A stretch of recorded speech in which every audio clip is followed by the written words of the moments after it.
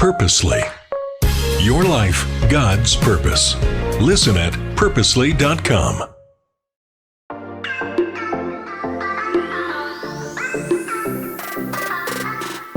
Hello, everyone, and welcome to the Gospel Tech Podcast. My name is Nathan Sutherland, and this podcast is dedicated to helping families love God and use tech. Today, we are going to be talking about pornography. Specifically, how do we help raise kids who are porn resilient? And if you can hear that, we have visitors. Our kids are on break, and they're just having an awesome time. And at the end of the day, just know that if you hear that, like, I'm going to just keep rolling, and you may hear crowds of people run past me because this is real life, folks, and we still parent humans. And that's what we're doing. So the idea, though, of talking about porn resilient kids is not to make them porn proof. I want to drive this home really quick here at the beginning. The goal of this conversation is not for me to tell you how to make sure your kid never runs into any problems with images online. We are specifically talking about digital spaces, so social media, video games they play, tech that their friends have, tech in your own home. I cannot tell you how to keep it 100% safe. And if you really want 100% safety, I mean, running away from it is going to be your best bet. But here's why that won't work. Right now in the United States, 96% of teenagers have regular access to technology. Actually, the stats on this are fantastic. So let me share a few of these. 96% of teens have used the internet every single day. And of those, they were asked, well, how many of you use it almost constantly? 46%. So of the 96% who have it almost every day, nearly half of them would say they spend almost constant contact with the internet. By that, they don't mean, I think about it a lot, or like, I like to use it when I get home. They are saying what we're seeing with Common Sense Media. The average teenager is over 8 hours a day on using entertainment technology. They are saying they are checking it constantly. They're not on it all the time, but you have a smartwatch, or you have a phone in your pocket, you have a device nearby, and you're constantly going back and you're checking it. But then there's this. It's ubiquitous, because I was like, well, but how does it break down? So there was a Pew Research study that found that that 96%, it's boys and girls, breaks down to specifically smartphones, because they do it on gaming consoles and like, what kinds of tech do you have? Smartphones are the most accessed. This doesn't mean that they have one for the way they did this research. It's, do you have regular access? So you know the code, you can get on the phone kind of thing. Boys and girls, it was 95% versus 97%. So right there in that national average of 96% have access. But then they looked at white, black, Hispanic, and it's 95, 94, 96% have regular access to a smartphone. 13 to 14-year-olds, 92%. 15 to 17-year-olds, 97%. Income bracket, less than $30,000 a year, up to 75, and then 75 and over was 94, 92, 96%. Urban versus suburban versus rural is 95, 97, and 91. So living in the country, some of those people don't have as much access either because of choice or because the technology, like some areas just aren't covered with good internet. If they're out in their rural locations, they might get it when they go to work or when they go to school, but then they go back home and they don't have access to it. But that's for smartphones specifically, which means this porn conversation, the reason I tell you that is this porn conversation is not protecting your child from pornography. It's protecting your child from their peers. The pornography is out there. It's not just waiting for them on the internet. It's not just waiting for them to make a bad query. It's in the culture. It's a norm for young people. I mean, the average age of exposure is coming from a 2024, based on 2023 numbers, 2024 study by Common Sense Media. Average age of exposure to pornography is age 12. 73% of teens have seen pornography. 3 in 4 teens have seen it. And of those, 58% say they viewed it on accident. So 3/4 of our kids have seen it. And over half of those kids who have seen it are like, I wasn't even looking for it. It found me. That's what we're talking about. Yes, that means that the other 32% found it on purpose. Like, okay, so the number said 32. I don't know what happened to the other 10%. So 42% should be the number, but beat that as it may. Maybe it was just a typo in the research, because it doesn't explain what about the other 10% of this. I'm actually crunching on how you could get there if they were talking about the whole number, not just the 96% of teens who have access to the internet. But anyway, what I'm going to say with this is, I got distracted by myself. 58% of kids seen it on accident. while 42% have looked at it on purpose. Let's just throw that number in there for now. That's still a huge number of kids. We're not just protecting from the pornography. We're protecting from being distracted or exposed by our peers. And that's what we're talking about. Porn resilient children is the phrase I like to use. I got that in a conversation with Greta Eskridge, who wrote a great book on this topic that I'll bring up again in a little bit. But that's our baseline. So what do we do in light of all of this information? It's out there, kids are seeing it, and they're being exposed just by their peers, even on accident, when they're just trying to do their own thing, and yet it's finding them. Well, first thing we're gonna do is we're gonna have a plan. Then we're going to have a conversation. And third and finally, we're going to build a hedge. The plan piece is you have to talk to your family about pornography. You just need to. It can start as young as 5 and 6. So we've talked to Hadley about her body. I love the Birds and Bees they have an Instagram, they have YouTube, but they have online resources. Go check them out. It's a mom and a grandma.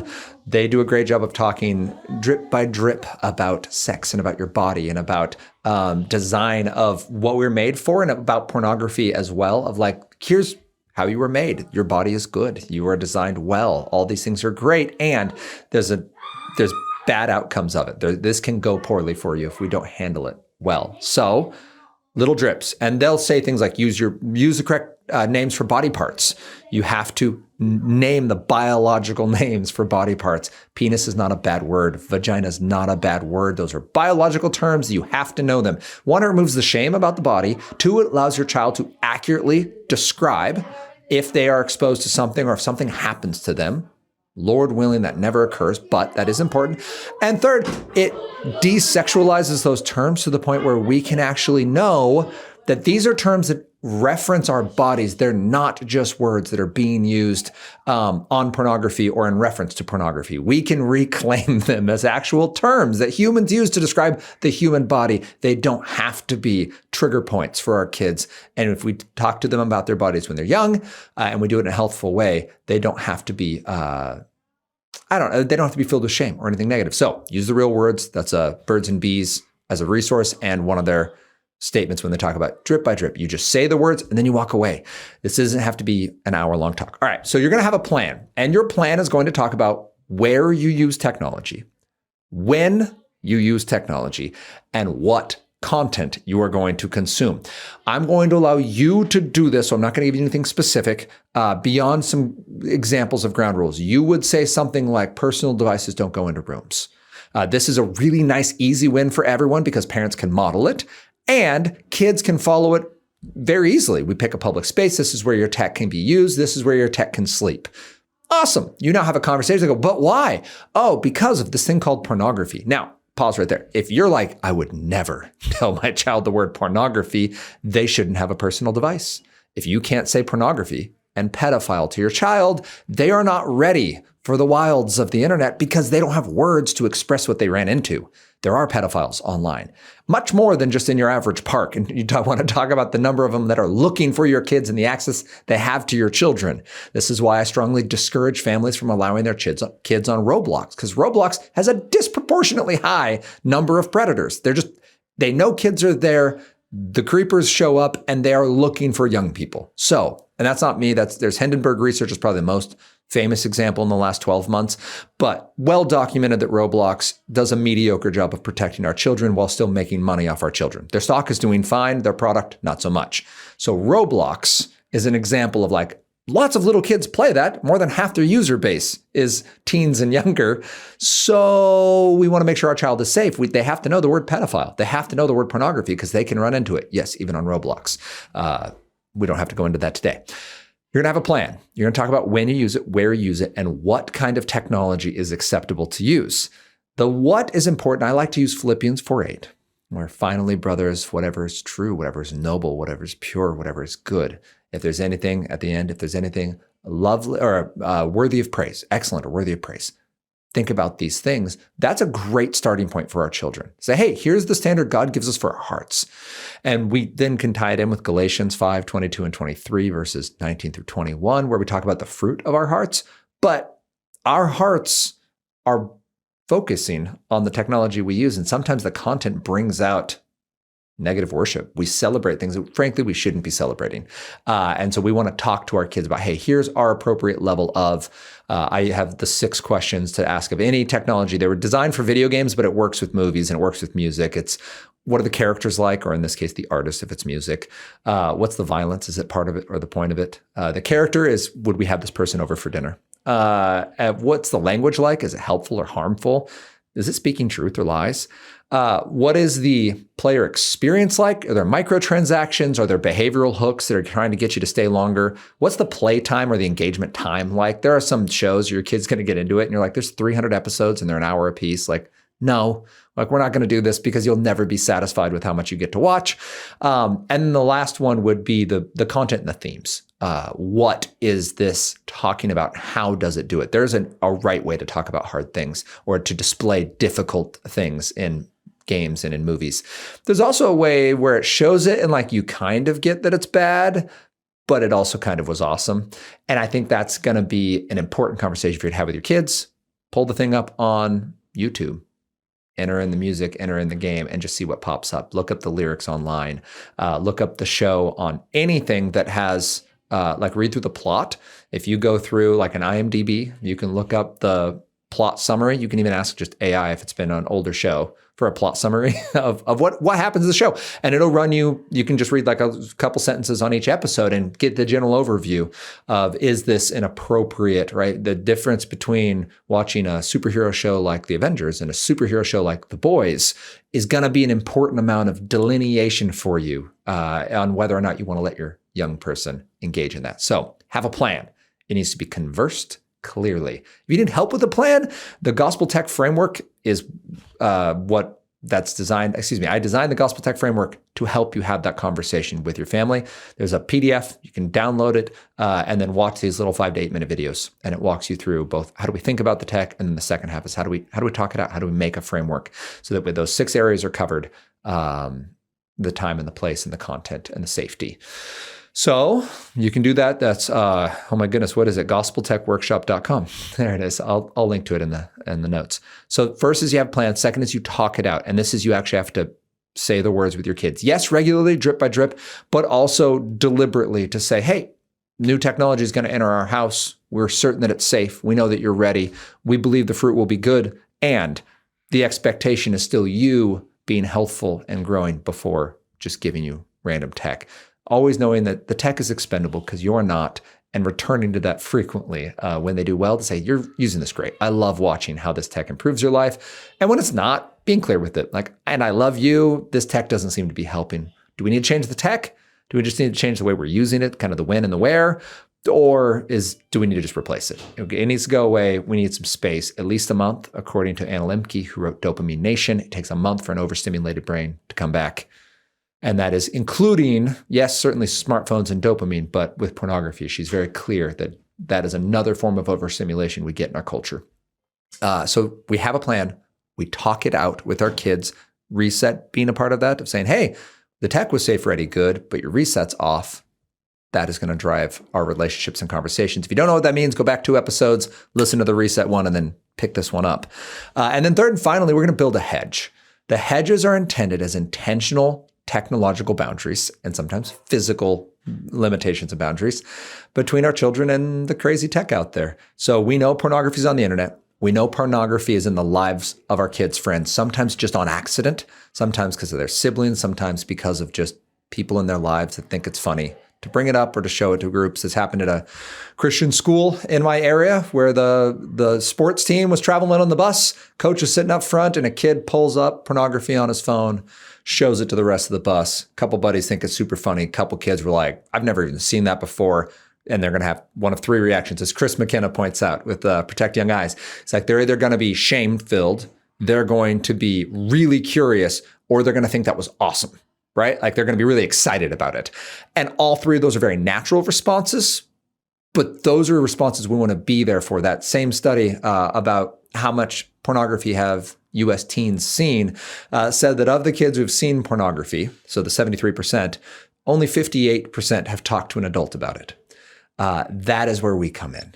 If we have 3/4 of our kids seeing this and less than half of them have actually talked to an adult about it. That's not a foray we want them to take on their own. So we're going to build these hedges with a family conversation, with a plan in place. All right. When building a hedge, you're going to build one around your devices, one around your network, and one around your family. The family tech framework is the family part. This is the conversation. Oh, I just realized it got really loud when I was talking about Hadley. The way we talk to Hadley about her body is there's beautiful books like God Made All of Me, which is awesome. Good Pictures, Bad Pictures by Kristen A. Jensen is a great book to talk. This is the junior version is appropriate for 6-year-olds, doesn't use the word pornography, but talks about this is your body, God made it. Mom and dad they're pregnant, right? And there's another sibling coming. How does that happen? What is the plan for all of this? And when is your body appropriately being like, if mommy or daddy are helping you take a bath, that's appropriate. If you're in public and someone shows you their body, that was inappropriate. If there's a picture of someone else's body that's normally covered with a swimsuit, that's inappropriate. Right? That's not safe for them and it's not good for you. And we love you and we want you to have good and safe things. Right? Those are simple conversations that can be done quickly. And in this story, it's co-reading, so you don't have to it's not curriculum. It's very good. But Good and Bad Pictures is also great for the older age. And then I'll link to what Anna and I are using. I can't remember the name of it. There's one on the bodies as specifically for boys as they hit puberty is the one we're reading right now, which is the boys think is hilarious. And it's been really great from everything from when their friends' voices start changing to when their own bodies start growing. It's awesome for them to already have some context and to be able to reference that and trying to tell us what's happening. That's been super cool. But then also a conversation specifically on sex and pornography that is kind of the more intensive overview of the content where you just want to make sure, hey, we've talked about it. You now know the words. We've made sure that you understand how biologically work and also how mentally and spiritually this impacts us as people. So the hedges around our family, that's part of the conversation piece. Then the hedge around our devices. You need accountability. I love using Covenant Eyes on my device. I don't have any social media on my device. Basically, if your kid's going to have a smartphone, it needs to be a smartphone that has accountability. Starting with the Gab phone, which has no app store, no web browser, very safe. Then Bark, which has the ability to release a browser and the ability to release apps one at a time. Meaning you need WhatsApp for sports, you just get WhatsApp. Now you want to earn the right to use something like Snapchat or TikTok. Let's talk about that. What's the benefit here? What's the net gain loss? And if we decide, yes, this is going to be a benefit for you because we love you, we're giving this thing to you, you can release just that app. That's a great resource that allows accountability because there's the Bark software on there. So it watches conversations and search history and things like that, specifically looking for unsafe individuals, relationships, self-harm. If your child looks up things on eating disorders, or if someone writes them a mean note, you'll get a notification for a conversation. I believe they're like daily reports, so they're not instantaneous. So you won't find out third period that your kid got a mean text.